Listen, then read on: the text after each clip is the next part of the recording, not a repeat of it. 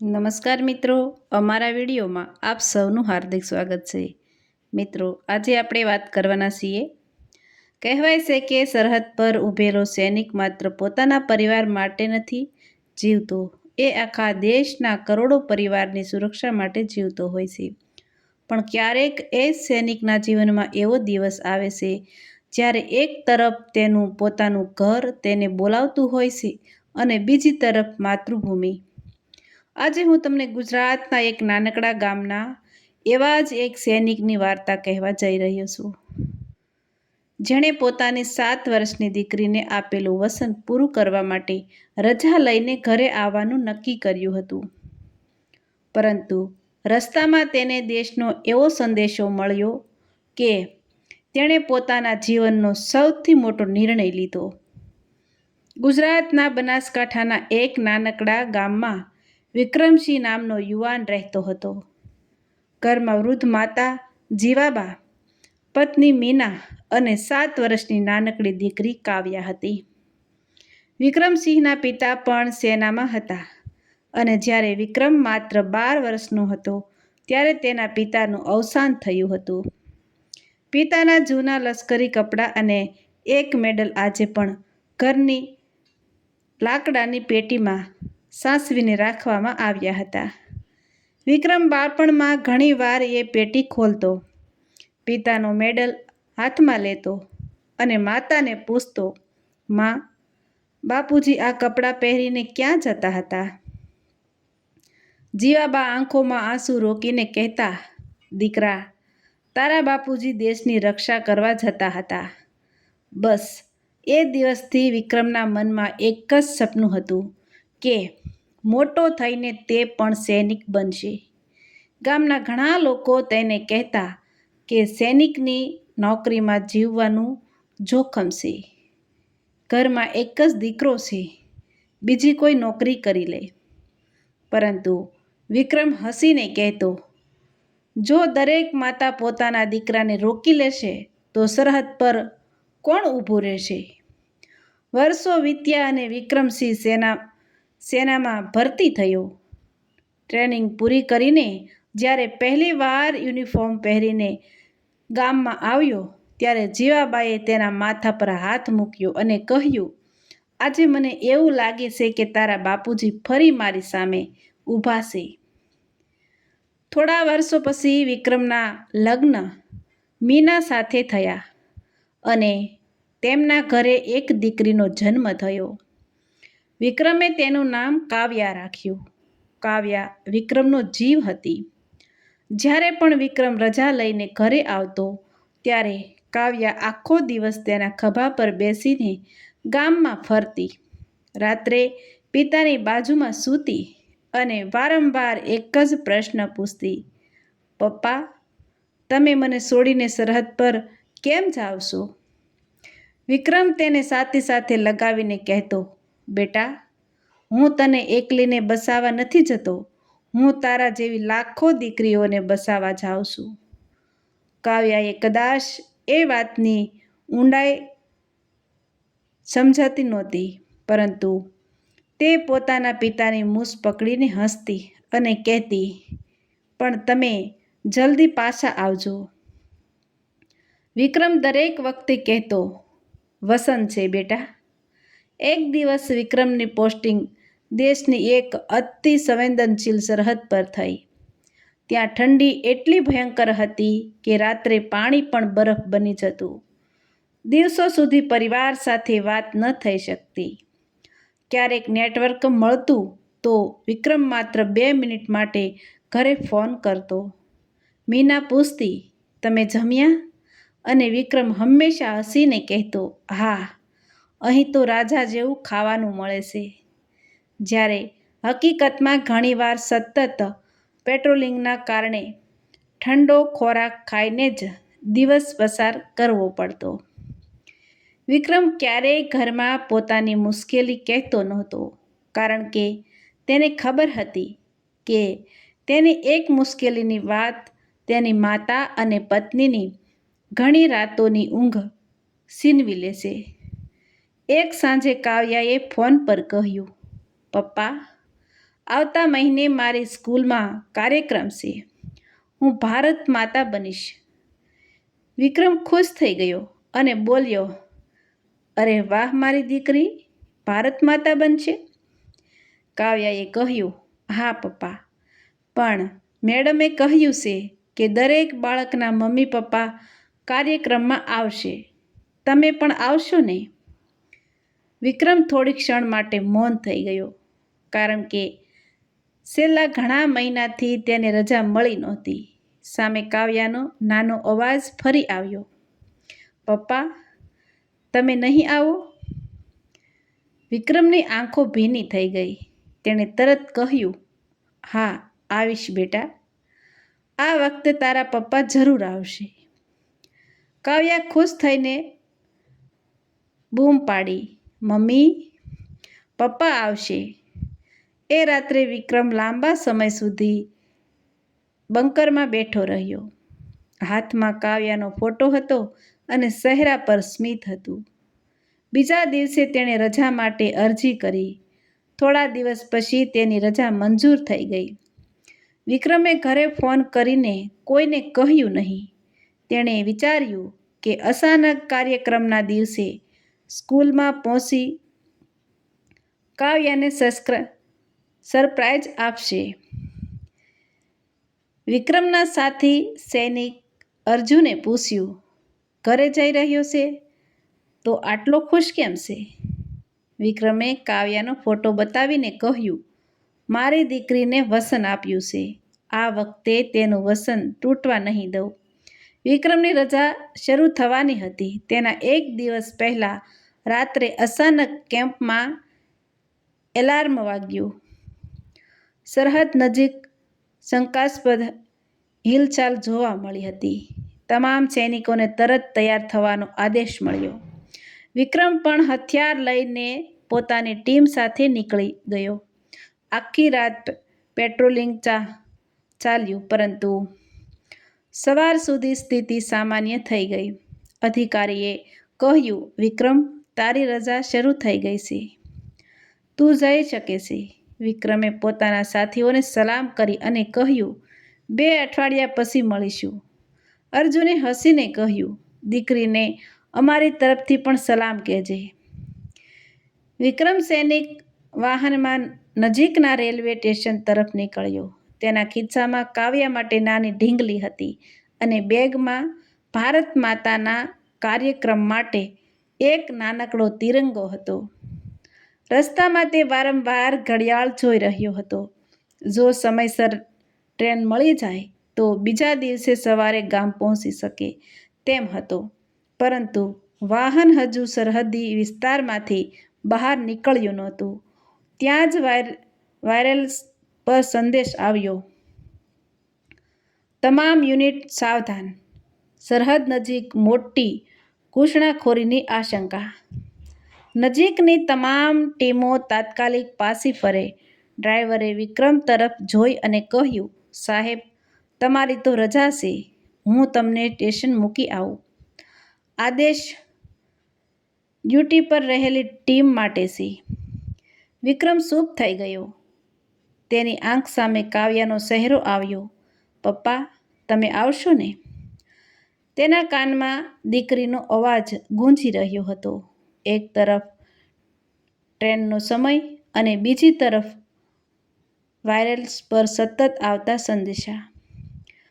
થોડી ક્ષણ પછી વિક્રમે ડ્રાઈવરના ખભા પર હાથ મૂકીને કહ્યું, ગાડી ફેરવ. ડ્રાઈવરે આશ્ચર્યથી પૂછ્યું, પણ સાહેબ, તમારી રજા? વિક્રમે બારી બહાર સરહદ તરફ જોઈને કહ્યું, દીકરીને આપેલું વચન મહત્વનું છે, પણ દેશને આપેલી શપથ પહેલાં આવે છે. ગાડી પાછી કેમ્પ તરફ દોડી.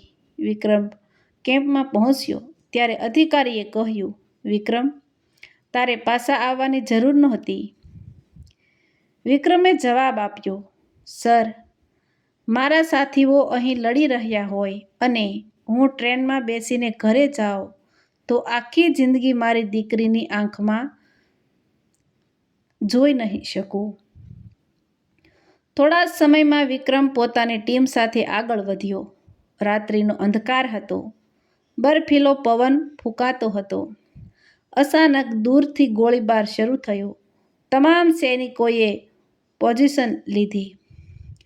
વિક્રમ અને અર્જુન એક મોટી ચટ્ટાન પાછળ હતા. ગોળીઓનો અવાજ આખી ખીણમાં ગૂંજતો હતો. વિક્રમે જોયું કે સામેની બાજુથી કેટલાક ઘૂસણખોરો બીજા રસ્તેથી આગળ વધવાનો પ્રયત્ન કરી રહ્યા છે. જો તેઓ આગળ નીકળી જાય તો નજીકની ચોકી પર મોટો હુમલો થઈ શકે તેમ હતો. વિક્રમે વાયરલેસ પર માહિતી આપી અને પોતાની નાની ટીમ સાથે એ દિશામાં આગળ વધ્યો. કલાકો સુધી અથડામણ ચાલી. વિક્રમ સતત પોતાના સાથીઓને હિંમત આપતો રહ્યો. અચાનક એક ગોળી અર્જુનના પગમાં વાગી અને તે જમીન પર પડી ગયો. અર્જુન બૂમ પાડ્યો, વિક્રમ, મને છોડ, તું આગળ જા. પરંતુ વિક્રમ પાછો ફર્યો. ભારે ગોળીબાર વચ્ચે તેણે અર્જુનને ખભા પર ઉઠાવ્યો અને સુરક્ષિત જગ્યાએ પહોંચાડ્યો. અર્જુનની આંખોમાં આંસુ હતા. તેણે કહ્યું, તારી દીકરી રાહ જોઈ રહી છે. તું અહીં કેમ આવ્યો? વિક્રમ હસ્યો અને બોલ્યો, મારી દીકરીને હું શીખવવા માંગુ છું કે સૈનિકનું વસન માત્ર શબ્દ નથી હોતું. એટલામાં ફરી ભારે ગોળીબાર શરૂ થયો. વિક્રમ પોતાની પોઝિશન પર પાછો પહોંચ્યો. સામેની હિલચાલ રોકવી ખૂબ જરૂરી હતી. વિક્રમે પોતાના અધિકારીને કહ્યું, સર, હું આગળ જઈને તેમની સ્થિતિની માહિતી આપું છું. અધિકારીએ કહ્યું, જોખમ બહુ છે. વિક્રમે માત્ર એટલું કહ્યું, સર, સમય નથી, અને તે આગળ વધ્યો. અંધકારમાં બરફ વચ્ચે ધીમે ધીમે આગળ વધતા વિક્રમે દુશ્મનની સ્થિતિ જોઈ અને વાયરલેસ પર ચોક્કસ માહિતી આપી. ભારતીય સૈનિકોએ તરત પોતાની રણનીતિ બદલી. ઘૂસણખોરીનો પ્રયાસ નિષ્ફળ થવા લાગ્યો. પરંતુ એ જ સમયે દુશ્મનોની નજર વિક્રમ પર પડી ગઈ. અચાનક ગોળીબાર થયો અને એક ગોળી વિક્રમના ખભામાં વાગી. તે જમીન પર પડ્યો, પરંતુ તેણે હથિયાર છોડ્યા નહીં. બીજી ગોળી તેના પેટ પાસે વાગી. વિક્રમનો શ્વાસ ભારે થવા લાગ્યો. છતાં તેણે વાયરલેસ હાથમાં લઈને કહ્યું, સર, જમણી તરફની આગળ વધો, રસ્તો ખુલ્લો છે. તેના સાથીઓ આગળ વધ્યા અને થોડા સમયમાં ઘૂસણખોરોનો પ્રયાસ સંપૂર્ણ નિષ્ફળ કરી દીધો. અર્જુન ઘાયલ હોવા છતાં વિક્રમ તરફ દોડ્યો. વિક્રમ બરફ પર પડ્યો હતો. સફેદ બરફ પર લોહીના નિશાન હતા. અર્જુને તેનું માથું પોતાના ખોળામાં લીધું અને બૂમ પાડી, મેડિક, જલ્દી આવો. વિક્રમે ધીમેથી આંખ ખોલી અને અર્જુન તરફ જોયું. તેના હોઠ પર નાનું સ્મિત હતું. તેણે ધીમેથી કહ્યું, અર્જુન, મારી બેગમાં એક ઢીંગલી છે. અર્જુન રડતા રડતા બોલ્યો, તું જાતે આપજે ભાઈ, આપણે ઘરે જઈશું. વિક્રમે માથું હલાવ્યું અને કહ્યું, જો હું મોડો પડી જાઉં તો કાવ્યાને આપજે. અર્જુને તેનો હાથ પકડીને કહ્યું, ચૂપ રહે, તું ક્યાંય નથી જાતો. વિક્રમના શ્વાસ ધીમા થઈ રહ્યા હતા. તેણે આકાશ તરફ જોયું અને કહ્યું, મારી દીકરીને કહેજે, પપ્પાએ વસન તોડ્યું નથી, બસ ભારત માતાની રક્ષા કરવા રોકાઈ ગયો હતો. અર્જુનની આંખોમાંથી આંસુ વહેવા લાગ્યા. વિક્રમે છેલ્લી વાર ખૂબ ધીમા અવાજમાં કહ્યું, ભારત માતા કી જય. અને તેનો હાથ અર્જુનના હાથમાંથી ઢીલો પડી ગયો. બીજા દિવસે કાવ્યાની સ્કૂલમાં કાર્યક્રમ હતો. કાવ્યા ભારત માતાના કપડાં પહેરીને તૈયાર થઈ હતી. માથા પર મુકુટ હતો અને હાથમાં તિરંગો હતો. તે વારંવાર સ્કૂલના દરવાજા તરફ જોઈ રહી હતી. મીનાએ પૂછ્યું, શું જુએ છે બેટા? કાવ્યાએ ખુશીથી કહ્યું, પપ્પા મને સરપ્રાઈઝ આપવા આવશે. મને ખબર છે. કાર્યક્રમ શરૂ થયો. એક પછી એક બાળકો સ્ટેજ પર ગયા, પરંતુ કાવ્યાની નજર દરવાજા પરથી હટતી નહોતી. અંતે કાવ્યાનું નામ બોલાયું. કાવ્યા સ્ટેજ પર ગઈ. હાથમાં તિરંગો લઈને તેણે કહ્યું, હું ભારત માતા છું. મારા સૈનિક દીકરાઓ મારી રક્ષા કરે છે. આખું હોલ તાળીઓથી ગૂંજી ઉઠ્યું, પરંતુ કાવ્યાની આંખો હજુ દરવાજા તરફ હતી. કાર્યક્રમ પૂરો થયો છતાં વિક્રમ આવ્યો નહીં. ઘરે આવીને કાવ્યા ગુસ્સામાં બોલી, મમ્મી, પપ્પાએ ફરી વસન તોડી દીધું. મીના કંઈ બોલે તે પહેલાં ગામની બહારથી સૈનિકની ગાડીઓનો અવાજ આવ્યો. ગામના લોકો રસ્તા પર દોડ્યા. જીવાબા ઘરના દરવાજા પાસે ઊભા થઈ ગયા. મીનાનું હૃદય જોરથી ધબકવા લાગ્યું. સૈનિકની ગાડી ઘર સામે આવીને ઊભી રહી અને જ્યારે તિરંગામાં લપેટાયેલું વિક્રમનું પાર્થિવ શરીર બહાર લાવવામાં આવ્યું, ત્યારે મીનાની શીશ આખા ગામમાં ગૂંજી ઉઠી. જીવાબા એક ક્ષણ માટે પથ્થર બની ગયા. કાવ્યા કંઈ સમજી શકતી નહોતી. તે ધીમે ધીમે આગળ વધી અને તિરંગા પાસે ઊભી રહી. તેણે પૂછ્યું, મમ્મી, પપ્પા સૂઈ ગયા છે? કોઈ પાસે જવાબ નહોતો. અર્જુન ઘાયલ પગ સાથે આગળ આવ્યો. તેની આંખોમાં આંસુ હતા. તેણે બેગમાંથી નાની ઢીંગલી અને તિરંગો કાઢ્યો અને કાવ્યાના હાથમાં આપ્યો. કાવ્યાએ ઢીંગલી જોઈ અને તરત ઓળખી ગઈ કે પપ્પા તેના માટે લાવ્યા હતા. અર્જુને કાવ્યાને કહ્યું, બેટા, તારા પપ્પાએ તને વચન આપ્યું હતું ને કે ભારત માતાના કાર્યક્રમમાં આવશે. કાવ્યાએ રડતા રડતા માથું હલાવ્યું. અર્જુને કહ્યું, તારા પપ્પા આવ્યા હતા બેટા, પણ રસ્તામાં ભારત માતાએ તેમને બોલાવ્યા અને તારા પપ્પા ભારત માતાને એકલી છોડીને આવી શક્યા નહીં. કાવ્યા ધીમેથી તિરંગામાં લપેટાયેલા પિતાની પાસે ગઈ. તેણે નાનો હાથ તિરંગા પર મૂક્યો અને કહ્યું, પપ્પા, હું ગુસ્સે નથી. તમે વચન નથી તોડ્યું. ત્યાં ઊભેલા હજારો લોકો રડી પડ્યા. જીવાબા આગળ આવ્યા. પોતાના શહીદ દીકરાના માથા પાસે બેઠા અને કહ્યું, વિક્રમ, આજે તું તારા બાપુજી પાસે જઈ રહ્યો છે. તેમને કહેજે કે તેમનો દીકરો પણ ડર્યો નહોતો. આખું ગામ ભારત માતા કી જય અને શહીદ વિક્રમસિંહ અમર રહોના નારાથી ગૂંજી ઉઠ્યું. અંતિમ યાત્રામાં રસ્તાની બંને બાજુ હજારો લોકો ઊભા હતા. કોઈના હાથમાં ફૂલ હતા તો કોઈના હાથમાં તિરંગો. કાવ્યા પોતાના પિતાની તસવીર સાથે સાથે લગાવીને ચાલી રહી હતી. થોડા દિવસો પછી કાવ્યા ફરી સ્કૂલ ગઈ. શિક્ષકોએ તેને પૂછ્યું, બેટા, તું ઠીક છે? કાવ્યાએ કહ્યું, મેડમ, મારા પપ્પા હવે ઘરે નહીં આવે, પણ મમ્મી કહે છે કે જ્યારે પણ તિરંગો લહેરાય ત્યારે તેમાં મારા પપ્પાનું બલિદાન પણ હોય છે. વર્ષો વીતતા ગયા. કાવ્યા મોટી થતી ગઈ.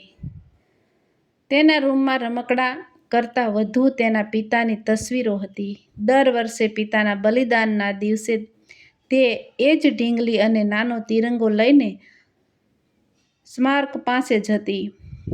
એક દિવસ જીવાબાએ તેને પૂછ્યું, કાવ્યા, મોટી થઈને શું બનવું છે? કાવ્યાએ પિતાનો મેડલ હાથમાં લઈને કહ્યું, દાદી, પપ્પા લાખો દીકરીઓને બચાવવા ગયા હતા ને, હવે હું પણ દેશની રક્ષા કરીશ. ઘણા વર્ષો પછી એ જ ગામમાં ફરી એક સૈન્યની ગાડી આવી. પરંતુ આ વખતે કોઈ દુઃખના સમાચાર નહોતા. ગાડીમાંથી સૈન્યની યુનિફોર્મ પહેરેલી એક યુવાન અધિકારી નીચે ઉતરી.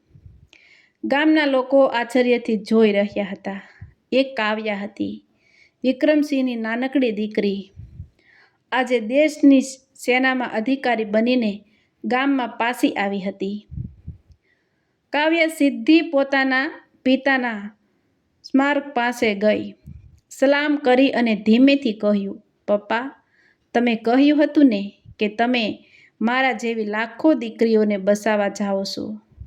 આજે તમારી દીકરી પણ એ જ રસ્તા પર આવી ગઈ છે. પવનમાં તિરંગો લહેરાઈ રહ્યો હતો અને કાવ્યાની આંખોમાં આંસુ હોવા છતાં ચહેરા પર ગર્વ હતો. મિત્રો, એક સૈનિક જ્યારે શહીદ થાય છે ત્યારે માત્ર એક માણસ દુનિયામાંથી જતો નથી. કોઈ માતાનો દીકરો જાય છે, કોઈ પત્નીનો જીવનસાથી જાય છે અને કોઈ નાનકડી દીકરીનો હીરો હંમેશા માટે તસવીરમાં કેદ થઈ જાય છે. આપણે રાત્રે શાંતિથી સૂઈએ છીએ કારણ કે ક્યાંક કોઈ વિક્રમસિંહ જેવા વ્યક્તિ પોતાના પરિવારથી હજારો કિલોમીટર દૂર જાગતી હોય છે. જો આ વાર્તાએ તમારા હૃદયને સ્પર્શ કર્યો હોય તો આ દેશના દરેક સૈનિક માટે દિલથી એક સલામ જરૂર કરજો અને કોમેન્ટમાં જય હિન્દ લખજો.